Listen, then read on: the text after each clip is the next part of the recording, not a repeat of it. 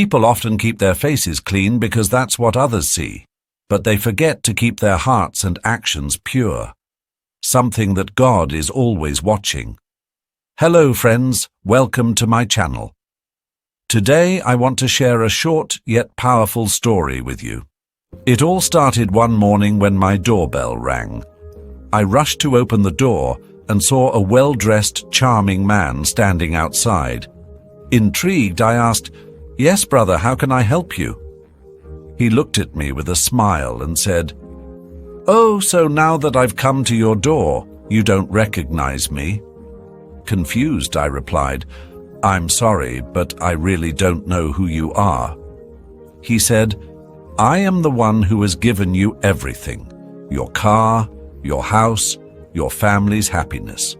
It's all because of me." "Wait, are you God?" I asked in disbelief. He nodded. "Yes, I am.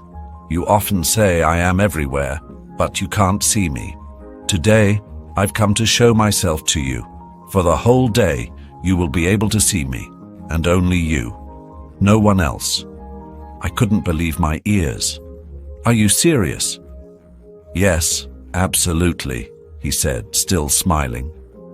As I stood there stunned, my mother called from inside, "Who are you talking to? There's no one at the door." I froze. Why couldn't she see him? I hurried back inside, feeling a mix of awe and fear. God followed me in and sat next to me on the sofa. When my mother brought me tea, I took a sip and, as usual, complained loudly, "What kind of tea is this? It's too sweet." At that moment, I saw God looking at me. His calm eyes seemed to ask, "Is this how you treat your mother?" Feeling ashamed, I quickly said, "It's fine, Ma. The tea is good. I'll drink it." After finishing my tea, I went to get ready. Even in the bathroom, God followed me. "Can I have some privacy?" I joked nervously. Later, I sat for my daily prayers. Usually, I would rush through it, but that day I prayed sincerely, knowing He was watching. When I left for work, God sat in the passenger seat of my car. I received a call while driving. A habit of mine was to answer calls even while driving. But with Him there, I parked the car and answered responsibly. The caller was discussing a deal, and I was about to ask for a bribe, as I often did. But then I stopped myself. Instead, I said, "Let's meet at the office. We'll discuss everything there." At the office, I treated my staff with unusual kindness. Normally, I would lose my temper and even shout at them. But that day, I spoke calmly. My team was surprised, whispering, "What's gotten into him today?" The entire day passed without anger, greed, or selfishness.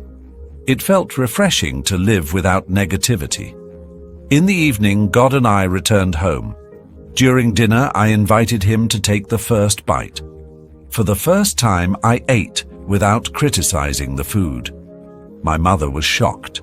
"What's wrong with you today? You didn't find a single fault in the food." I smiled and replied, "Today, it felt like I wasn't eating food. I was having prasad, a holy offering, and there can never be any flaws in prasad." After dinner, I went to bed, and God gently placed His hand on my head.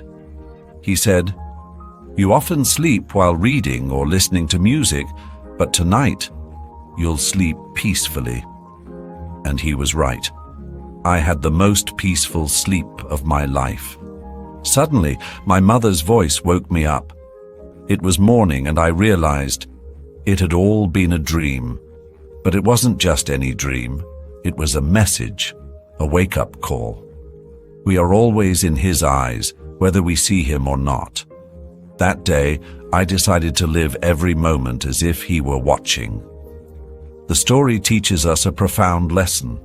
We are always in the eyes of the divine, even if we cannot see Him.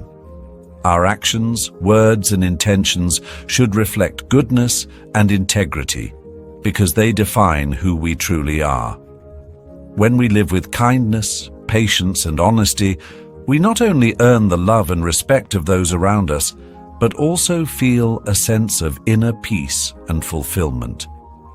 Life becomes more meaningful when we realize that every moment is an opportunity to do the right thing and make the world a better place.